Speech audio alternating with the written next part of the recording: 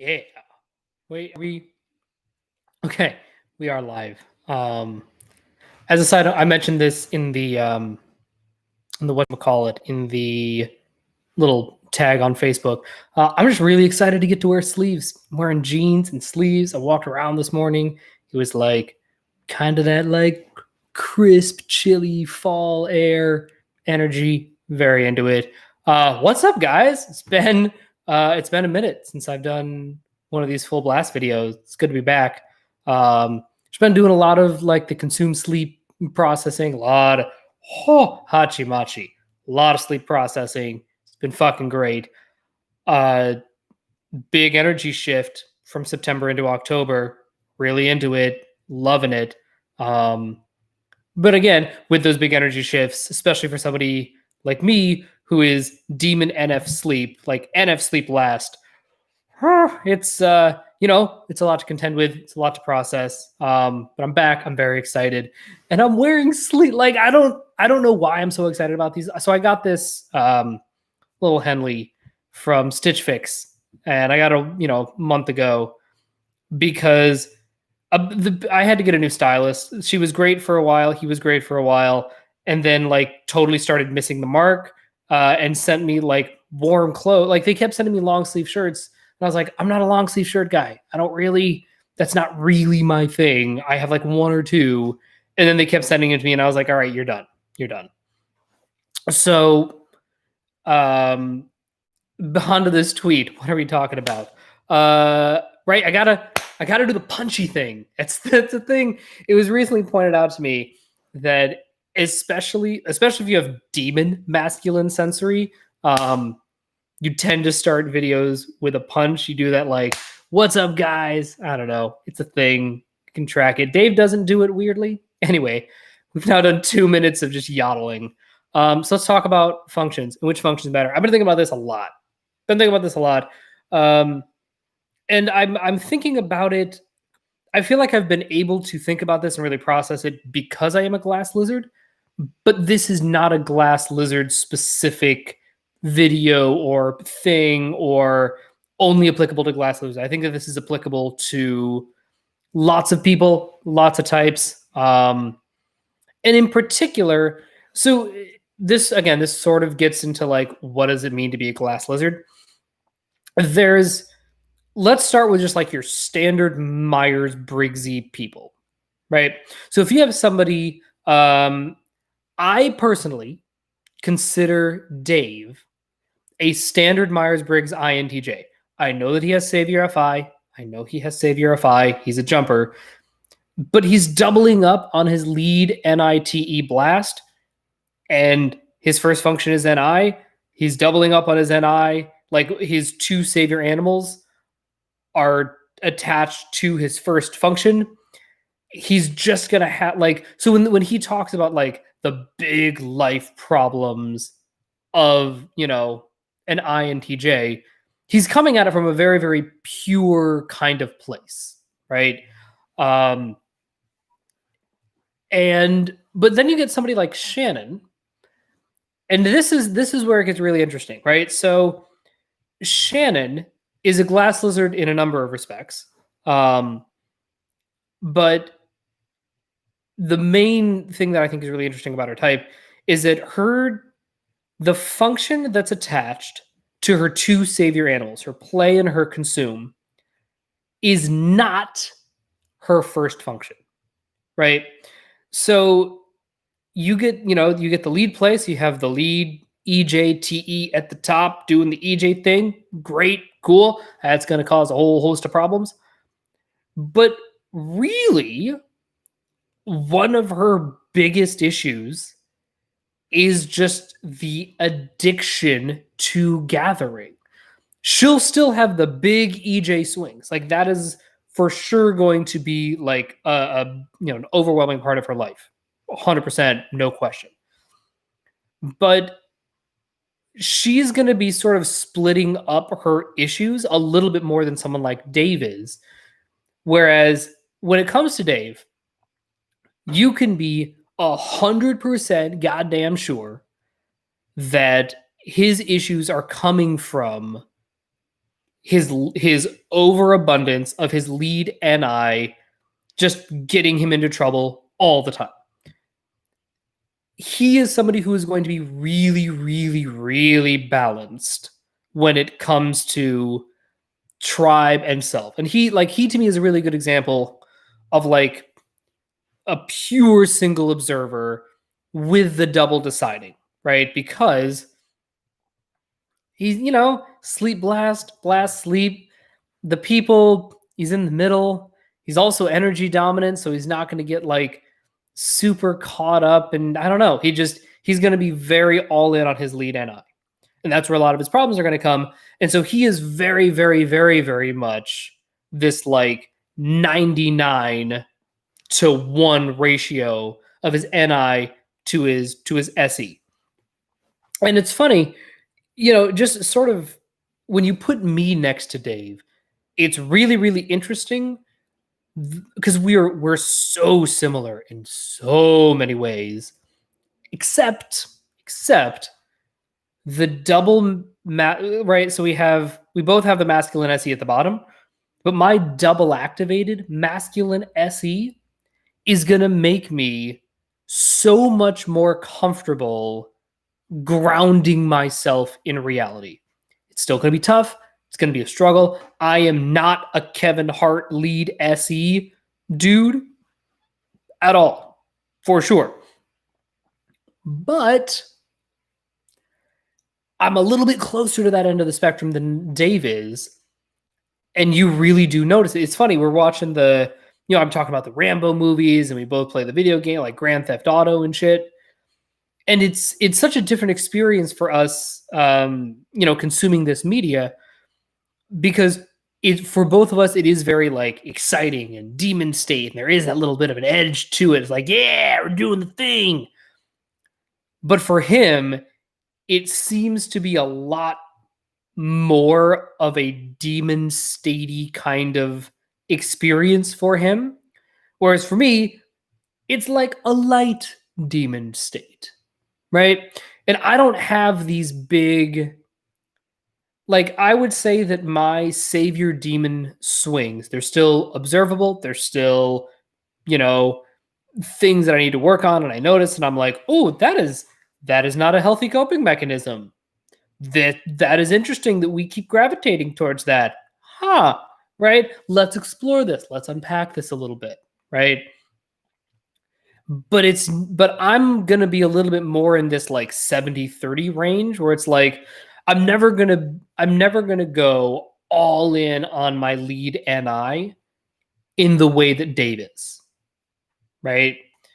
And I think that's really, really relevant. So I'm, again, for those who do not know, I am blast, play, consume, sleep last, but I'm an INTJ, right? I'm a lead NI, double decider to hell. For better and for worse, there are lots of times where my inability to not make a decision, I'm weirdly very good at making decisions, but coming down hard and unambiguously on one side of a people problem is really, really hard for me. It's really hard for me to go all in on people, on a person, for or against, right?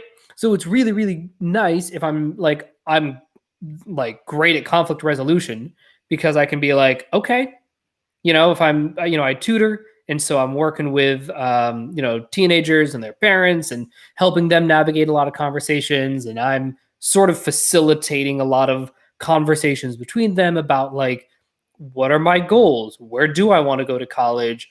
What scores do I need in order to get into the colleges that are actually going to be enriching and fulfilling and give me the experience and the opportunities that are right for me?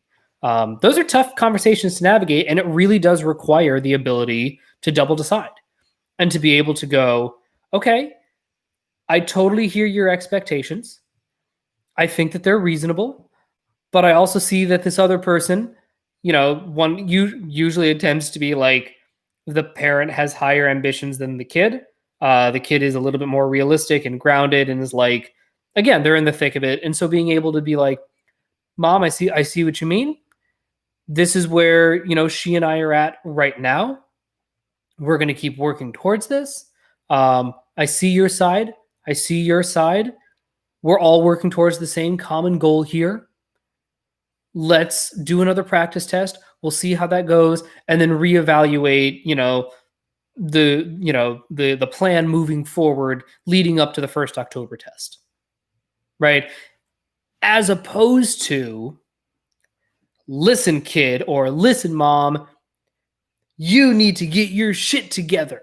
You're wrong, and this person is right, and that is final. Right?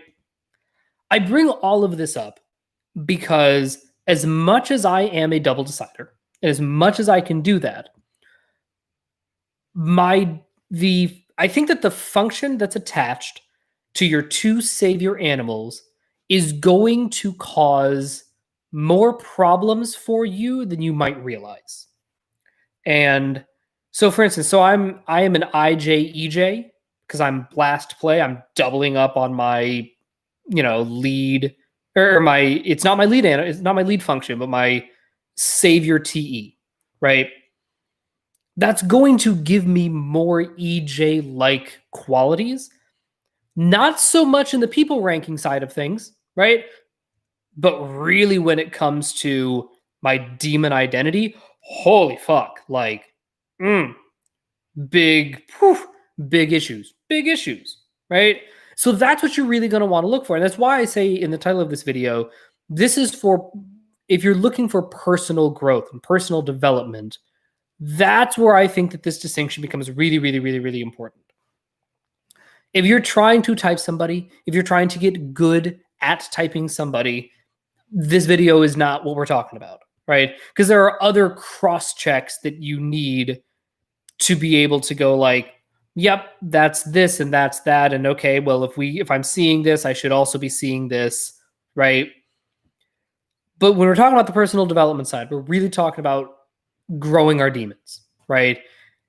And the demon we're gonna need to grow the most, kind of regardless, is the demon of our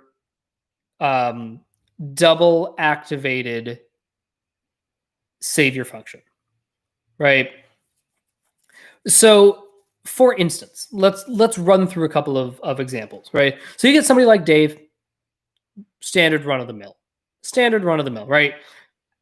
He's going to have enormous NISE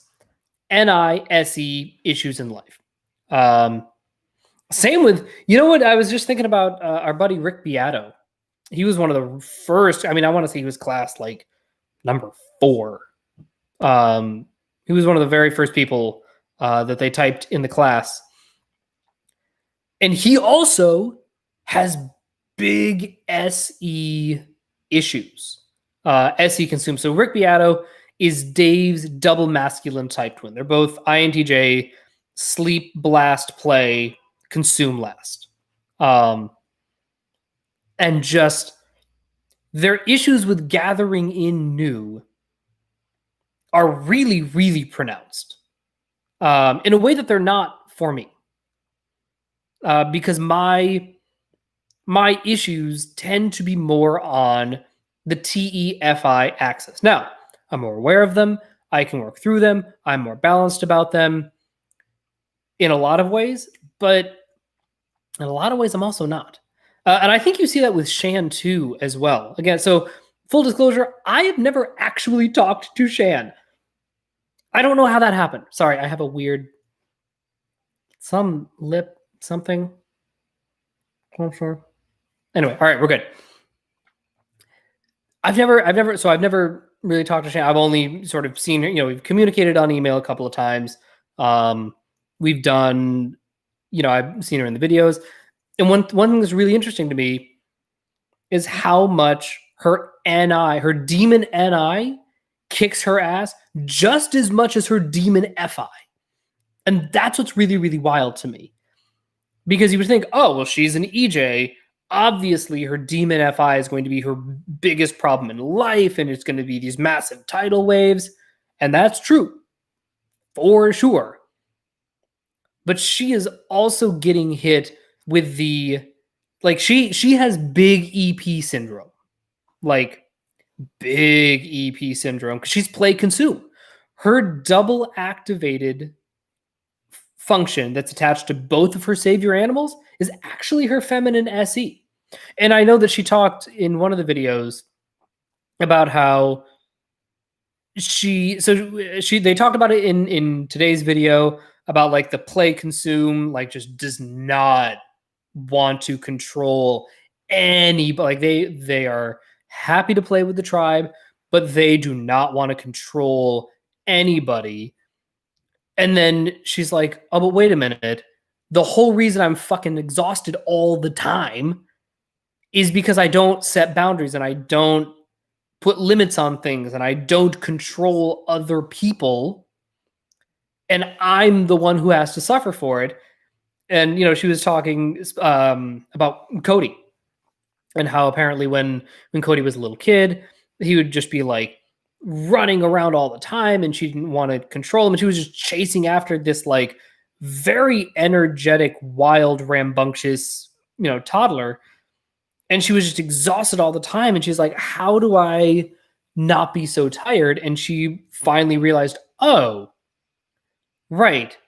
If I just control him because I'm the adult and I don't have to chase him around all the time, I am actually allowed to tell him what to do, then shit's actually going to get done and I won't be exhausted. And I'm just to go off on this, you know, savior consume bit for a second, you know, the doubling up on the OE. It's, again, whether you are an EJ, an IJ, an IP, that there is like a fear of control and like telling people what to do. And it's really bizarre because I've seen it in a number of different realms in my life. I've seen it in my friendships. I've seen it in business settings, right? My boss was I think she was a consume play, ENTP, something in that realm.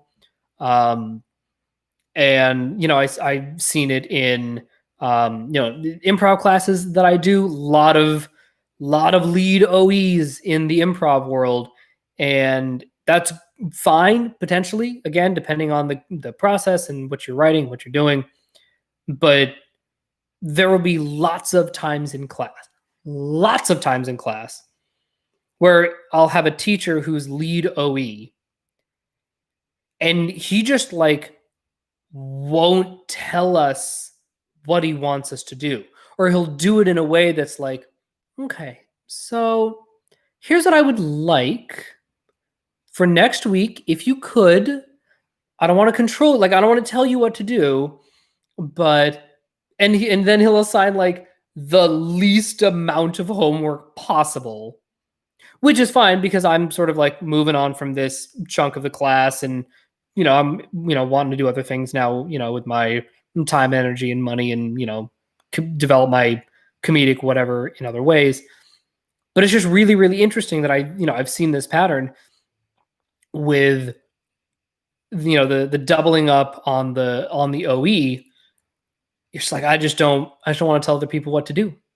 You know, and then they get upset when other people don't do what they want. And then they're like, why didn't that work? Why didn't that work? Why didn't they just do what I wanted? It's like, no, you have to like tell me what to do and then I will do it. And like, yes, that's really pronounced with the EPs for sure, especially the, you know, consume play. But man, I have an IP friend who I adore. I adore this IP friend. I think she's like an Anna Kendrick type, and like in the Anna Kendrick, Stephen Colbert, INFP, consume, play, blast, but sleep last. But definitely more on the masculine side. I think double masculine. I guess that would make her a Bo Burnham. and a Pete Holmes. But she's sort of in that realm. I adore her, but it's really, really funny to watch her grow, right? Because we've known each other for 10 years now. And she always talks about like learning to set boundaries with others. And she's like, oh my God, did you know that if you set a boundary with other people, that you can expect them to respect that boundary? And then if they disrespect that boundary, then you're allowed to not be okay with that. And I'm like, yes? Now, granted, I say that somewhat knowingly, again, because we're both sleep last. So, like, I'm learning that shit too in a lot of ways because I only have the single activation on my OI. But me as a lead blaster, I just expect to be told what to do by an authority figure. And then when I'm the authority figure, I tell other people what to do because that's how authority figures work. There were, again, in today's video, there was a clip of Cesar Millan talking about like how to train dogs and whatever. And he was going through it and I was like, yep, that makes sense. Yep, he's doing the like blast sleep. Like, no, in Mexico, a dog is a dog and a human is a human. And in America, we treat our animals like humans. But no, the dog is a dog. You treat the dog like a dog and you just like fucking tell it what to do. And he didn't do the punchy thing. But that was the energy. Like it was very like, no, boom, do this, do this, do this, do this. And I thought it was very interesting. But sorry, that was a little bit of a digression, but I want to go back to this, my IP friend. Let me be clear. This IP friend of mine has boatloads of tribe issues. Like, I'm talking tribe issues.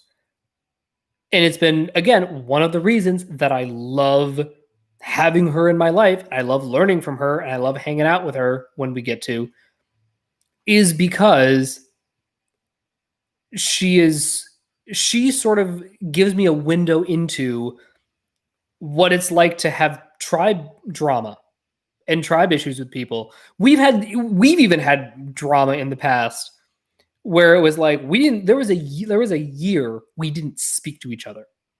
We worked for the same company. I ended up kind of being her boss and we like didn't speak to each other. We eventually got over it and it was fine.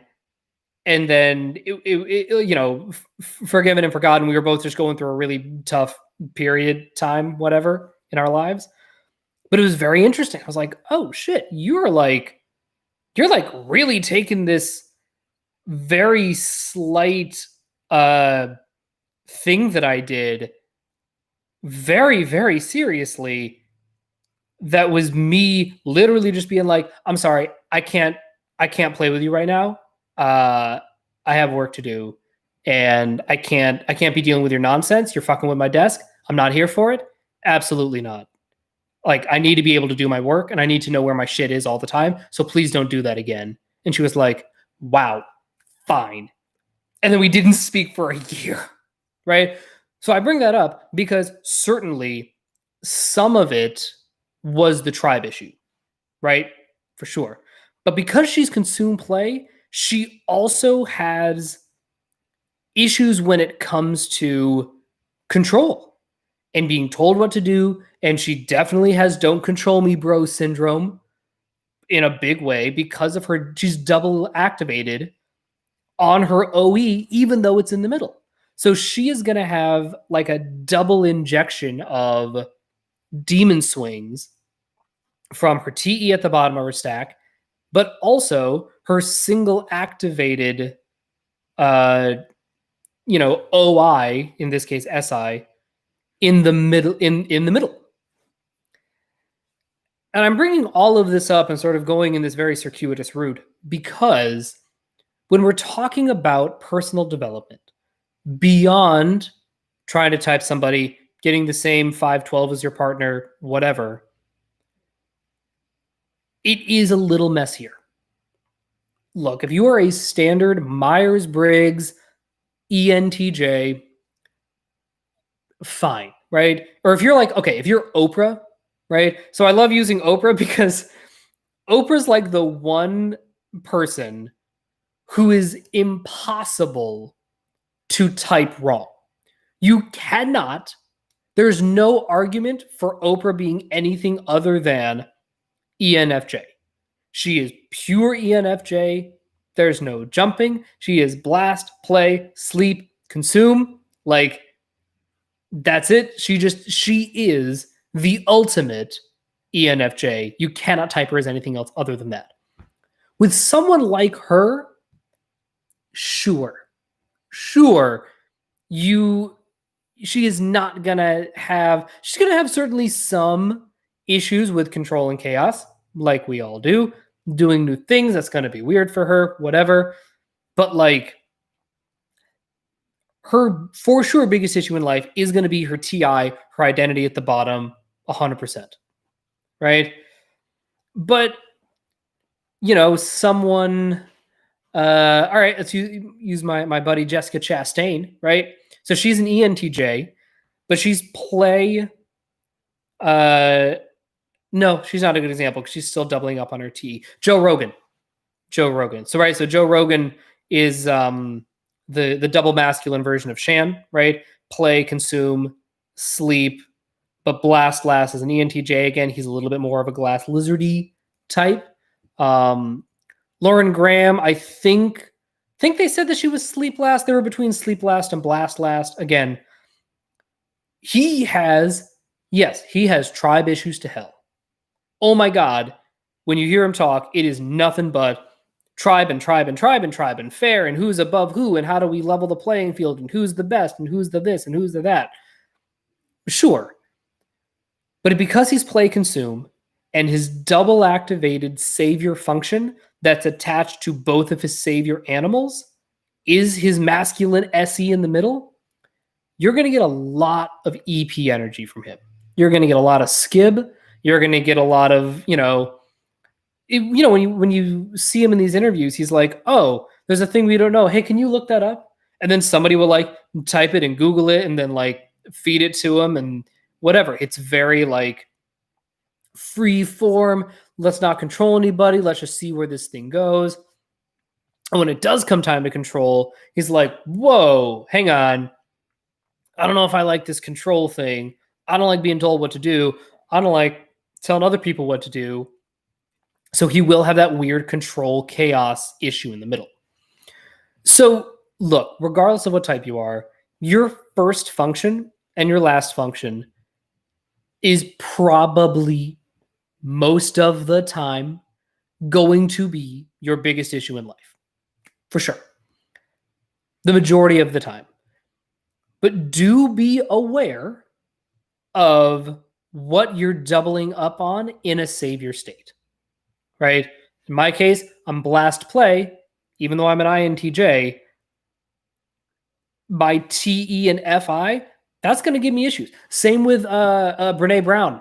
Brene Brown's a really good example of this because she's blast, play, sleep, consume less, right? She's also an IJ, ISTJ. So she's going to be a little bit on the blastier side and less on the play. But because she's blast play, it makes, at least to me, it makes total sense that she is going to be so consumed with this idea of identity and vulnerability and showing your real self, right?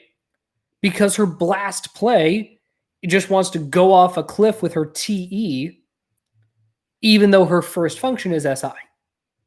So when you are trying to develop your demons and work on your shit, I think it's an important thing to be aware of. Because it's not enough for me as an INTJ to be like, well, I'm an INTJ, so therefore I'm just going to assume that I'm balanced in the middle and only care about my NI and my SE. That will help. That'll certainly get me out of the gate. But because I'm doubling up on my middle function attached to my two savior animals, I I can't take that for granted. Right? I can't take my middle functions for granted. I have to be super, super aware of my middle axis so that I don't get fucked up. Because, I mean, I know a lot, I know quite a few blast play sleep IJs who, yes, they're going to have the OE issues at the bottom, the doing new things, the trying new things, new for self, whatever. But the ones who I've seen really, really be successful are the ones that also treat their single activated, FI in the middle, whether ISTJ or INTJ, their DI in the middle. When they actually treat that like the demon that it is, and they're like, no, yes, I'm an IJ, but boy, do I have EJ syndrome real bad sometimes. If they can acknowledge that, now they're in good shape. Because now they're treating both of their demons like the demons that they are. As opposed to, well, this one demon is fine. I don't need to worry about it as much. This other demon is really what takes precedence. Maybe. If you're someone like Dave, if you're doubling up on your first function, sure, then you can be really balanced in the middle.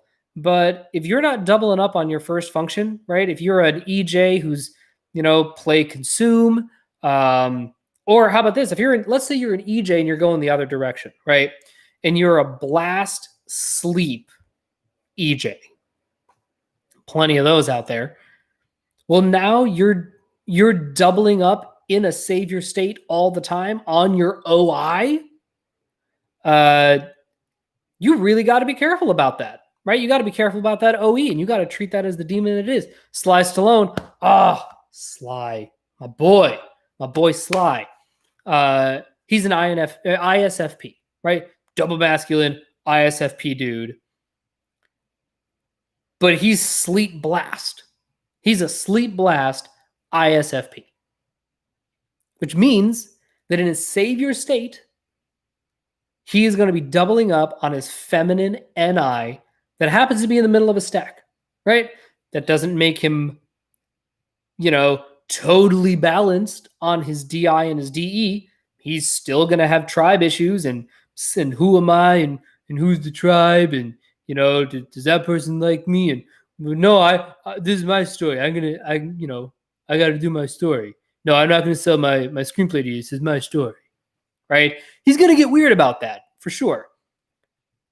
But where he's gotten fucked up in the past is like not actually doing the SE thing and not actually consuming, he's like, no, I just need to like try new things, right? But not actually doing the SE work that's required to do it well. And he's talked about, so there are two movies in particular. He's like, in the late 80s, early 90s, he was like, he did a bunch of really crappy movies. And he's like, listen, it's funny, he frames it as, if I didn't do more of he's like, I should have just done more of my saviors. I should have just stayed in my lane. I should have just done what I know that I'm good at. That's what he's savior preaching when he talks about this. But really, here's what would have helped. Is if he had, so apparently so he did a movie called Stop or My Mom Will Shoot. I want to say it was Betty White. I may be making that up. Who was in that? It was the other Golden Girl. It was Estelle Getty. I did not see Stop My Mom Will Shoot. Apparently it was terrible. The reason that he got shanghaied into this, God, this is so real. This is a true story. He got shanghaied into this because Schwarzenegger started a rumor that he was their first choice. And Schwarzenegger saw the script and was like, oh, this is terrible. I do not want to do this. So I'm going to next level it. I'm going to fake interest so that Stallone will take it and play on his weird tribe ego shit. And he got shanghaied into doing this wrong, this terrible, terrible movie. But here's the thing. Stallone is a writer. He's known for being a writer. He's a very well-respected writer. He fucking rewrote First Blood. So he wrote Rocky on his own, right? But what, again, I don't know if people know this, but when he was given the script for First Blood, the script was not good. And he was like, okay, so I'll do this movie. I'm very interested. But the script, it's got some problems. And I'm going to need to rewrite the entire script. And he did. He chopped out, he's like, listen, Rambo's great. Rambo doesn't talk. That's not his thing. Everybody else talks around him. But Rambo doesn't talk, right? And there's the opening scene, right? So he's a Vietnam vet. He comes back and he's like, yeah, I'm going to, he's just trying, passing through town. And this was at a time when there was a lot of anti-veteran sentiment and PTSD and like a lot of like really heavy shit. And in the original script, he's, I think it was Brian Dennehy. He's like, he's the mean asshole cop. He's like, hey, where are you headed, soldier? And the original script is like, well, I'm just passing through Portland. And I'm hoping to try to get up into Seattle, maybe start a new life. And he had this whole spiel. And Sly looks at this and he's like, no, that's not the line. He says, where are you headed? And Rambo just says, north. And it's great. And he rewrote the fucking script. The script's amazing. And I bring up that very extended anecdote because if Stallone had actually consumed this Stop or My Mom Will Shoot script, if he had seen that and been like, okay, let me read this script, let me do the thing. He reads it and he's like, this script is terrible. Wait, no, I don't. Look, Arnold, he can fucking have it. I do not. This is not right. This script is garbage. If you let me rewrite the whole fucking thing, then maybe I'm interested. But no, I'm going to pass. But what happened was that both of his demons kicked his ass, right? His SE, gather, actually, again, in his case, the consume last, didn't actually consume the script and got his ego played on, right? He got sucked up in the tribe competition bullshit game between him and Schwarzenegger. And he just ended up doing this fucking awful, awful movie. And then he was, he was able to make a comeback later. Incidentally, in his case, I think it really, he's one of the few people, because he is a glass lizard, maybe, I don't know. He's one of the few people where I'm like, you know what? You are allowed. I'm giving Stallone a pass to just do his saviors. He's very good at them. The world needs them. The stuff he makes when he is in savior mode is really, really good. I am not mad at 74-year-old Stallone using his saviors. Not mad about it. Sly, do you. If you're watching this, do you. But boy, in those middle years, he would have done very, very well to work on his middle demon because he's going to get sucked up into the tribe game, right? He's an IP. That's just a thing that he's going to be naturally drawn towards doing. And he might have caught it. I think that he might have caught that Stop or My Mom Will Shoot would have been really, really bad and not a good career move if his SE that's single activated in the middle had been like, I'm sorry, I would like to play too, and this script is garbage. This script is fucking terrible. Again, who knows? He did get kind of fucked up with Rhinestone trying to do new things, and that was also bad. Which is why I say, like, maybe Stallone is just, maybe he's just Stallone. Maybe he just does the Stallone thing. But again, all of this is to say, if you have a double activated savior middle function, that matters. You very, very, very need to take that seriously and to think of that. Like, again, I think of myself as an IJ-EJ. And if I ever start to feel too comfortable and I'm like, I'm cruising, I'm doing the thing, I need to make sure that, like, I'm not in an IJ savior swing and I'm not in an EJ savior swing, right? Both of those swings are very, very important that I manage, because either one of them can kick my ass, right? Either one of them can get me if I'm not looking out for it. The benefit, so I would say that the benefit to this, right? If you are like me, if you are doubling up on a middle function in a savior state all the time, that's going to just force more well-roundedness from us. We are naturally going to be encouraged to keep our head on a little bit more of a swivel than someone like Dave, right? Who is just all in, NI, that's all I want to do ever, you know? So, you know, he has to really be careful about, like, his NI and his SE. He's going to be turning his head like this all the time, right? To make sure that he catches everything.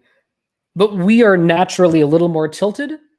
So, yes, we're still going to be more tilted towards one end than the other, right? I guess this is maybe the best analogy to end on. So, if I have to see behind me, right, and I am doubling up straight ahead, then, you know, something coming at me from the back, that's going to take a lot of effort for me to turn and see, right? But because I'm doubling up on this function over here, my body is naturally tilted a little bit more in this direction.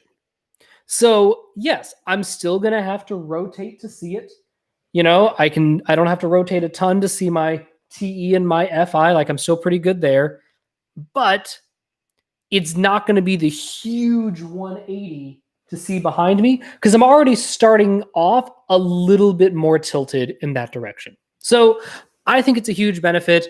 And I strongly recommend, I wish I had come up with this analogy 43 minutes ago, because this video would have been a lot shorter. Maybe I'll just make another video just about tilting your body versus tilting your head. Because I think that might be a better follow-up. So think of this as part one of this series. Part two will be coming probably soon, when we're talking about moving your shoulders versus moving your head, and sort of seeing everything that there is to see.